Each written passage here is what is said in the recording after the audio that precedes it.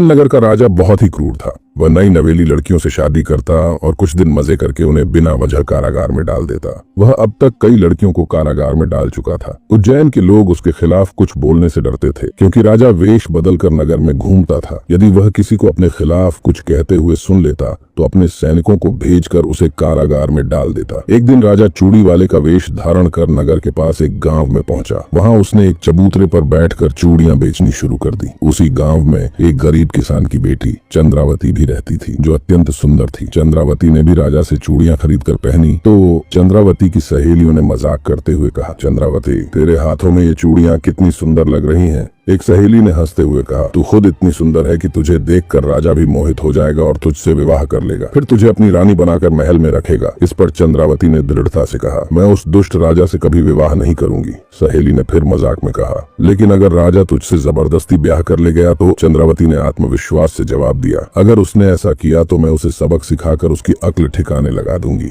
ये कहकर चंद्रावती अपनी सहेलियों के साथ हंसते बोलते हुए घर लौट गई। राजा ने चंद्रावती की सारी बातें सुन ली थी और मन ही मन सोचने लगा, मैं इस लड़की से अवश्य विवाह करूंगा, फिर देखूंगा कि यह मुझे क्या सबक सिखाती है। इसके बाद इसे भी किसी बहाने कारागार में डाल दूंगा। अगले दिन राजा ने सैनिकों को चंद्रावती को पकड़ कर लाने का आदेश दिया। चंद्रावती के माता पिता को भी गांव से बुलाया गया। राजा ने चंद्रावती से विवाह किया। विवाह के बाद जब चंद्रावती अपने माता पिता के पैर छूने के लिए झुकी तो उसने कहा, मेरी चिंता मत करना, मुझे मेरे भाग्य पर छोड़ दो। यह सुनकर चंद्रावती के माता पिता रोते बिलखते गाँव लौट गए। कुछ दिन ऐसे ही बीत गए। चंद्रावती रानी तो बन गई थी, लेकिन उसका दिल हर समय बेचैन रहता था। उधर राजा लगातार उसे कारागार में डालने का बहाना खोज रहा था, लेकिन उसे कोई उचित मौका नहीं मिल रहा था। एक शाम जब राजा दरबार से महल लौटा तो चंद्रावती ने कहा, महाराज, मैं दासी को बुलवाकर जल मंगवा लेती हूँ। राजा ने तुरंत कहा, नहीं, आज तुम खुद हमारे लिए जल लाओगी। चंद्रावती ने विनम्रता से उत्तर दिया, ठीक है महाराज, आप आराम कीजिए, मैं जल लेकर आती हूँ। जल लाने जाते हुए चंद्रावती मन में सोचने लगी,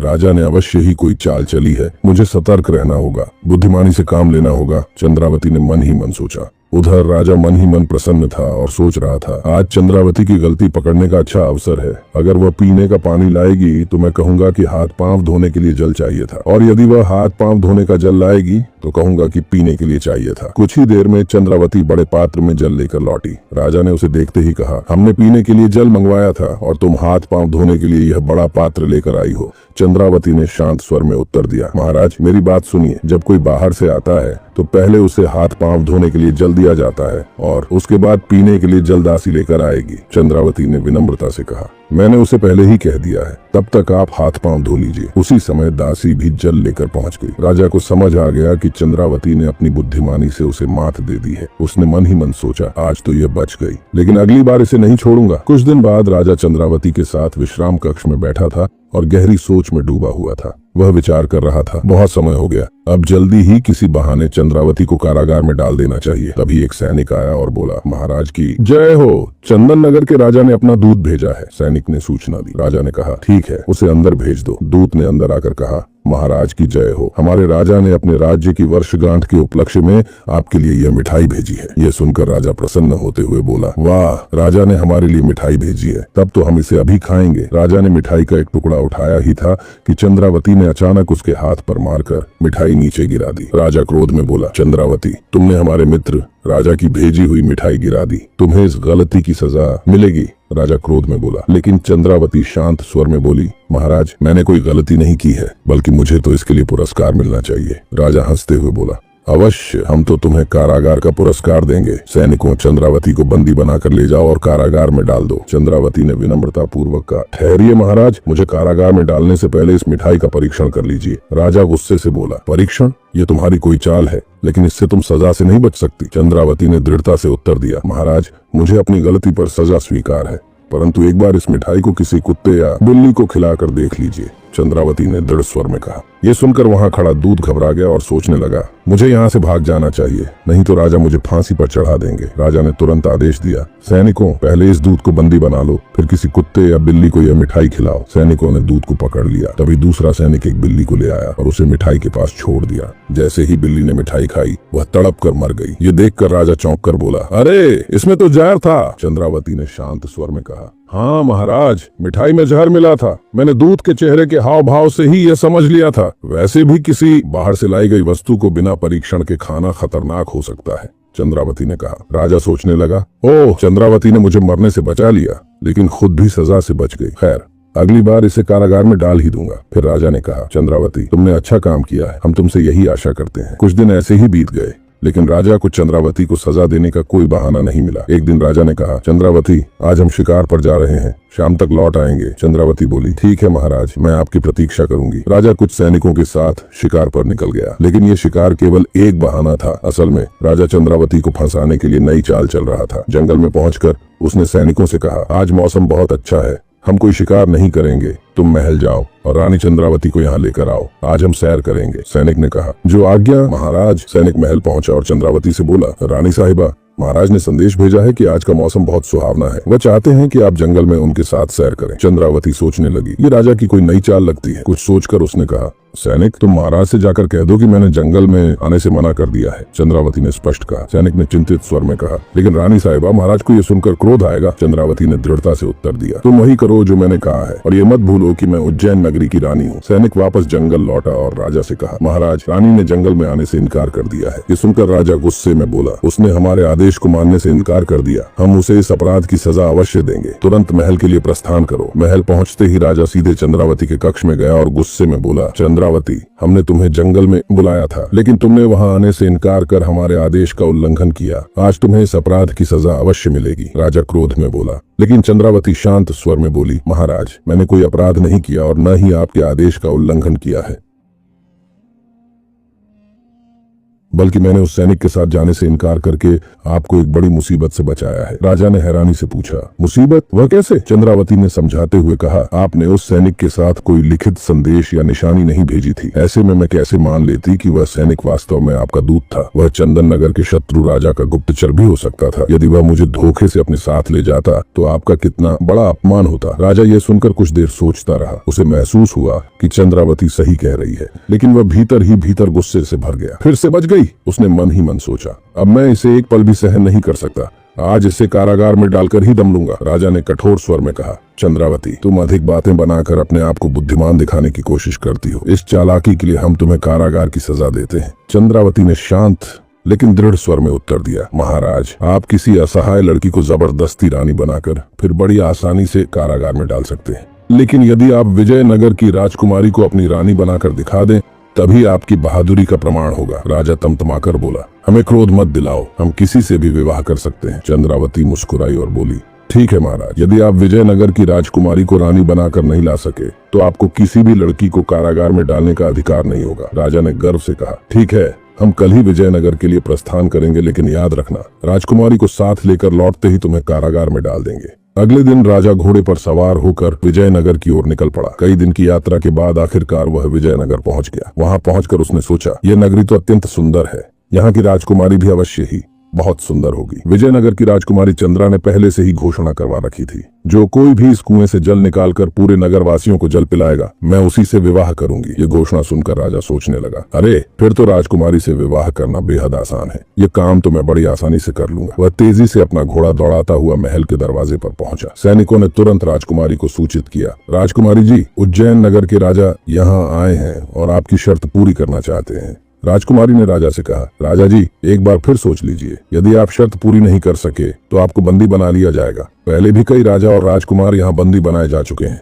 राजा ने आत्मविश्वास से कहा, मैं आपकी शर्त अवश्य पूरी करूंगा, आप विवाह के लिए तैयार रहें। राजकुमारी ने सैनिकों को आदेश दिया, इनके लिए अतिथि गृह का प्रबंध करो, यह कल सुबह से जल पिलाने का कार्य शुरू करेंगे।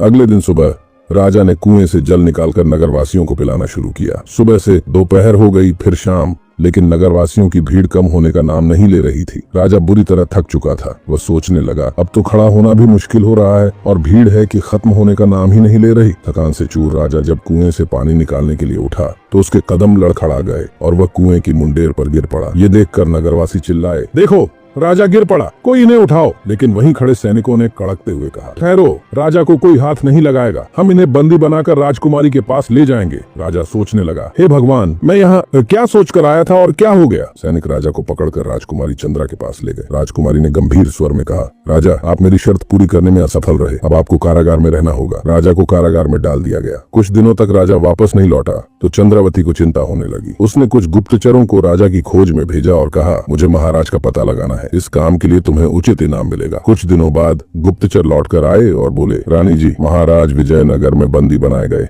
हैं। वे राजकुमारी की शर्त हार गए थे। चंद्रावती ने गंभीरता से कहा, ठीक है, तुम इस बात का जिक्र किसी से मत करना। अगले दिन चंद्रावती ने महामंत्री से विचार विमर्श किया और कहा, महामंत्री जी, मैं राजा को छुड़ाने के लिए स्वयं जाऊंगी, मेरे पीछे आप राज्य के सभी कार्य संभालें। ये कहकर चंद्रावती ने राजकुमार का वेश धारण किया और विजयनगर की ओर निकल पड़ी। कई दिनों की लंबी यात्रा के बाद वह विजयनगर पहुंची। महल के द्वार पर जाकर जब उसने पहरेदार को अपने आने का प्रयोजन बताया तो वह उसे राजकुमारी चंद्रा के पास ले गया। राजकुमारी चंद्रा ने चंद्रावती से कहा, राजकुमार, एक बार फिर सोच लो, ऐसा ना हो कि तुम्हें आजीवन कारागार में रहना पड़े। चंद्रावती ने उत्तर दिया, राजकुमारी जी, यदि मैंने आपकी शर्त पूरी कर ली तो आपको मुझसे विवाह करने के साथ साथ सभी बंदियों को भी मुक्त करना होगा। राजकुमारी मुस्कुराते हुए बोली, ठीक है राजकुमार, मुझे आपकी शर्त स्वीकार है। अगले दिन सुबह चंद्रावती कुएं पर पहुंची और फुर्ती से स्त्री, पुरुष और बच्चों की भीड़ को जल पिलाना शुरू कर दिया। शाम होने से पहले चंद्रावती ने सभी नगरवासियों को कुएं से पानी पिला दिया। इस कार्य को करते हुए उसे संतोष और आनंद की अनुभूति हुई। वहाँ खड़े सैनिकों ने कहा, राजकुमार, आपने शर्त जीत ली है, अब कृपया हमारे साथ राजकुमारी के पास चलें। जब सैनिकों ने राजकुमारी चंद्रा के कक्ष में जाकर यह सूचना दी तो वह बोली, राजकुमार, अपनी शर्त के अनुसार मैं आपसे विवाह करने के लिए तैयार हूँ और सभी बंदियों को मुक्त करने का आदेश देती हूँ। दूसरे दिन चंद्रावती का विवाह राजकुमारी चंद्रा के साथ धूमधाम से संपन्न हुआ। विवाह के बाद चंद्रावती ने राजा को अपने सेवक के रूप में रख लिया। चूंकि चंद्रावती राजकुमार के वेश में थी तो राजा उसे पहचान नहीं पाया। चंद्रावती ने कहा, राजा, मैंने तुम्हें कारागार से मुक्त कराया है, अब तुम्हें मेरे साथ रहना होगा। राजा ने सिर झुकाकर कहा, जी राजकुमार, मुझे स्वीकार है, आपका यह उपकार मैं कभी नहीं भूलूंगा। 2 दिन बाद चंद्रावती राजकुमारी और राजा के साथ उज्जैन नगर के लिए रवाना हुई। यात्रा के दौरान जब वे उज्जैन के पास पहुंचे तो चंद्रावती ने एक सैनिक से कहा, सुनो, हमें किसी आवश्यक कार्य से जाना होगा, तुम सब राजकुमारी और राजा को उज्जैन पहुंचाओ। ये कहकर चंद्रावती घोड़े पर सवार होकर तेजी से वहां से निकल गई। जब राजकुमारी चंद्रा और राजा सैनिकों के साथ उज्जैन पहुंचे तो राजा ने सोचा, अरे मैं तो अपने नगर पहुंच गया हूं, अब डरने की क्या बात है,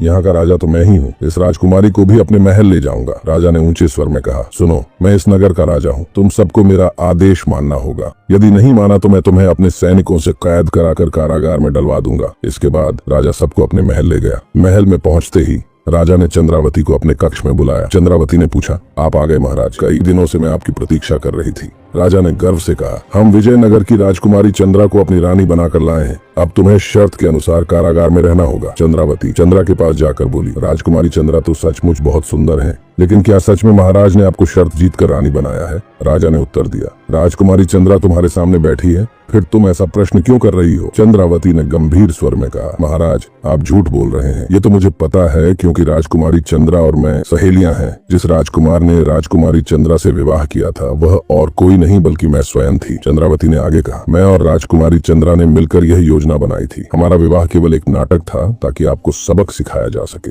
ये सब इसलिए किया गया ताकि आप अपनी झूठी शान और अभिमान को त्याग दें और एक बेहतर इंसान बन सकें। इसके बाद चंद्रावती ने पूरी घटना विस्तार पूर्वक सुनाई। सच्चाई जानकर राजा अत्यंत शर्मिंदा हुआ। उसने चंद्रावती से कहा, चंद्रावती, मुझे क्षमा कर दो, अपने झूठे अभिमान के कारण मैं तुम्हें पहचान नहीं सका, मैं बहुत पछता रहा हूँ। इसके बाद राजा ने अपने कारागार में बंद सभी स्त्रियों को मुक्त कर दिया। राजकुमारी चंद्रा भी अपने राज्य लौट गई। राजा और चंद्रावती अब साथ रहने लगे। राजा ने अपना झूठा अभिमान त्याग दिया और रानी के साथ सुखपूर्वक रहने लगा।